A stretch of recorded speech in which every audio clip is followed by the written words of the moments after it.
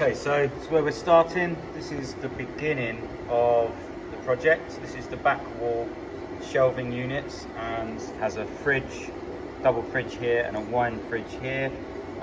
This is about 650 deep, 750. I'll show you that in a minute.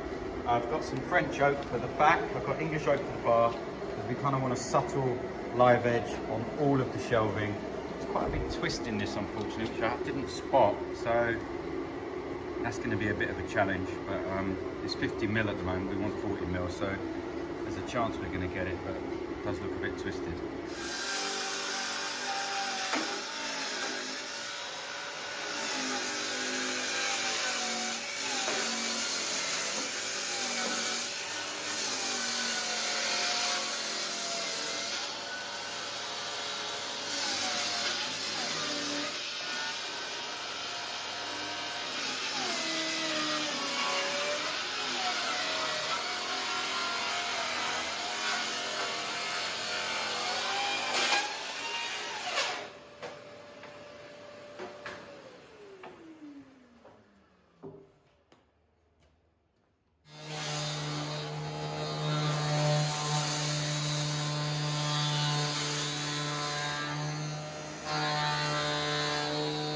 Okay, so if you're not new to the channel, obviously you've seen me do all this before, but for those newcomers to the channel, it's good for them to see how the kind of raw slab or tree doesn't just become a table. In this case, it's actually going to become units and storage for a bar and for wine and drinks.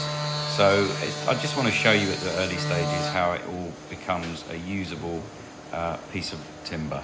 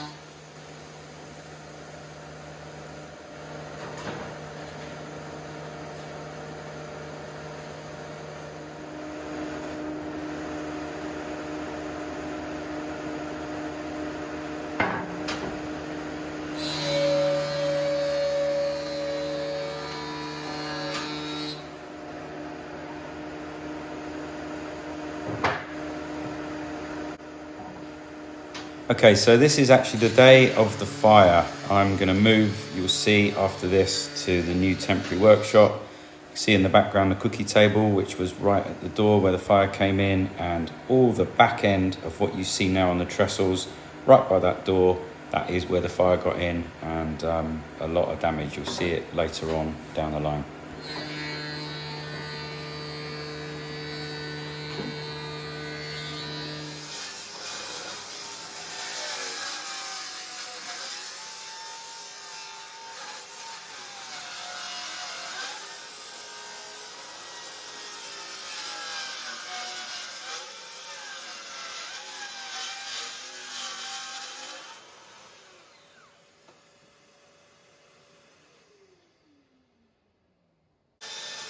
So here I am in the temporary workshop, trying to keep up with this project. It was very, very difficult, but we did manage. As you'll see by the end of the video, we did actually install this rear wall. Then there was a small break and we cracked on with the main bar, which is coming up next.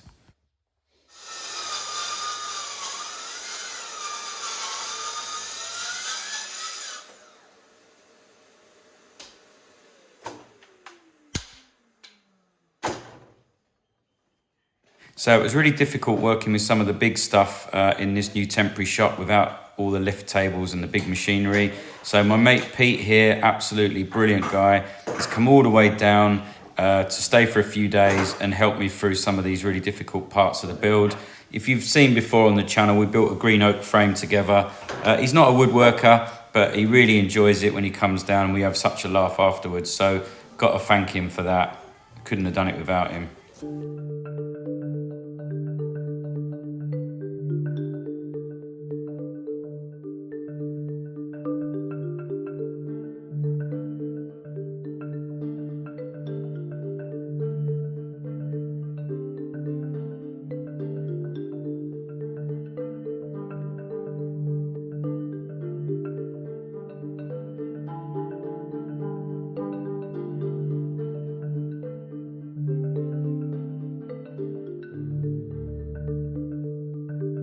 Absolutely loving this. This is the hot melt gun. You'll see it if you look back through some old videos. It just means you don't have to stop work. You kind of glue it, you use that heat sink to dry it, and then you can just crack on.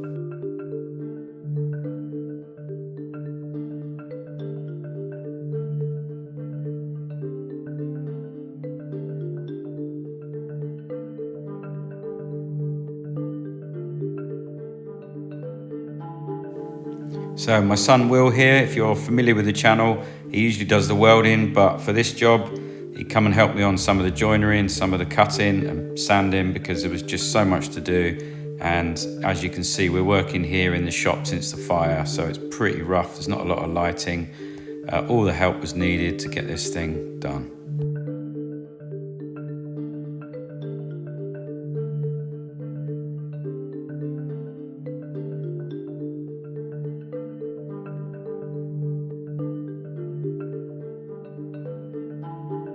So as you can see here, forklift truck, I run it over from the main shop over to the temporary shop, which seems to be what I've been doing for the last 3 or 4 months. And the next step is just to do some rebating. The panels have all been cut and laminated. Everything's ready to pre-assemble. It's going to have to be made into about 4 or 5 parts, like I said at the beginning, so we can move it to site and assemble it. It's a listed building, so this thing has to be freestanding. We can have a couple of little screw holes to the wall just to stop it falling forward, for safety, but basically it's a freestanding unit. The next step you're going to see, even my wife lends a hand because I just can't put this thing together on my own. It's just too big and heavy. Just these side panels, 40 odd mil of solid oak, they're really, really heavy. Now, unfortunately, there was quite a lot of footage lost since the fire and whatnot, and this build going on.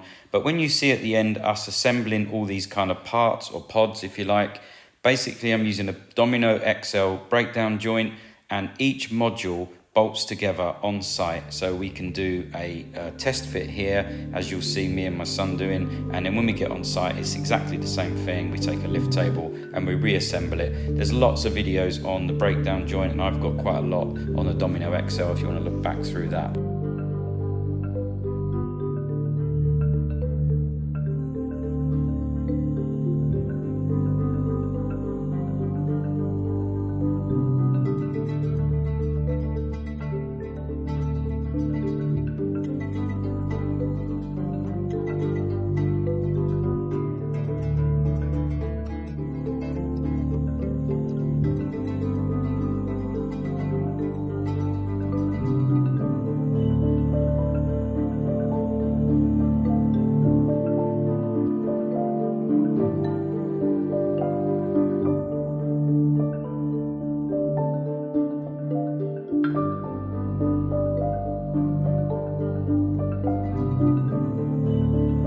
So this is the moment of truth. We're doing a pre-assembly.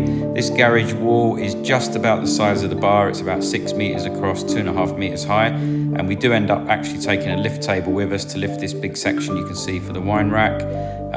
You'll see us trying to install that in the main venue. It works pretty well actually. Next is the lacquer. This has to be done with a 2-pack lacquer because it's for a bar, commercial.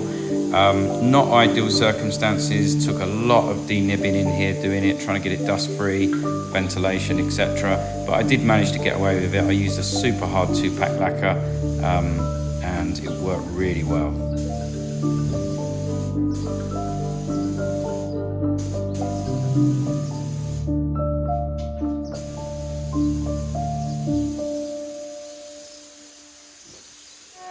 So this job originally started well over a year ago when I met the client at a trade show.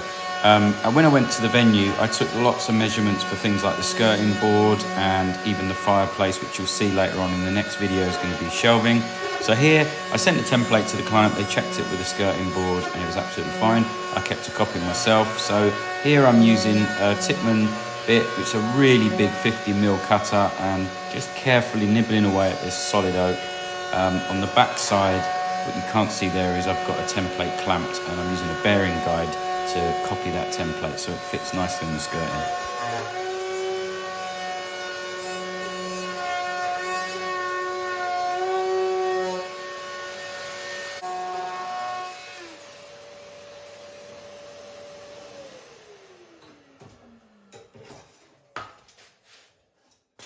Okay, that's pretty much it for this one. There's going to be another one or maybe two in this series showing you a bit more in depth for the bar, and you will get some final shots of the bar in action at the end. Me and Will get invited to one of the kind of open evenings for the people who worked on the project, so you'll see that at the end, and hopefully shortly when it's all done we'll get some nice pictures of some weddings and stuff going on here.